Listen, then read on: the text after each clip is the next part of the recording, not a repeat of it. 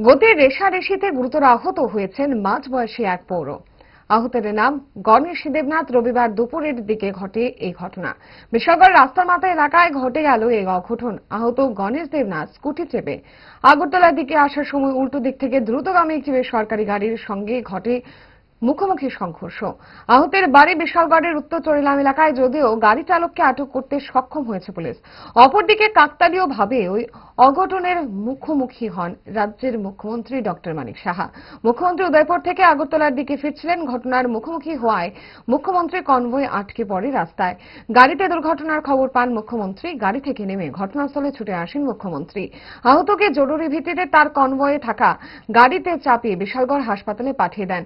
যদিও অব্যবহিত পর ঘটনাস্থল ছেড়ে আগরতলায় ফিরে আসেন মুখ্যমন্ত্রী। তবে ঘটনাস্থলে ছুটে আসা এক পুলিশ আধিকারিক কি জানাচ্ছেন শুনবো।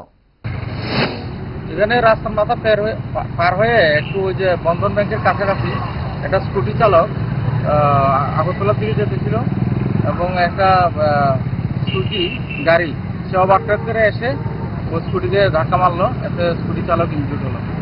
স্যার, মুখ্যমন্ত্রী সেখানে দাঁড়ালো, কি হয়েছে? মুখ্যমন্ত্রী কি কারণে দাঁড়ালো? মুখ্যমন্ত্রী ইনজুর্ডকে দেখে হঠাৎ রাস্তায় দাঁড়ালো। কোথায় যাচ্ছিল তাই? উনি উত্তরপুর থেকে একটা প্রোগ্রাম করে আগরতলা যেতেছিল। কি রকম আহত হয়েছে?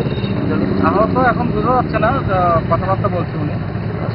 স্কুটি চালককে কিভাবে পাঠানো হয়েছে হসপিটালে?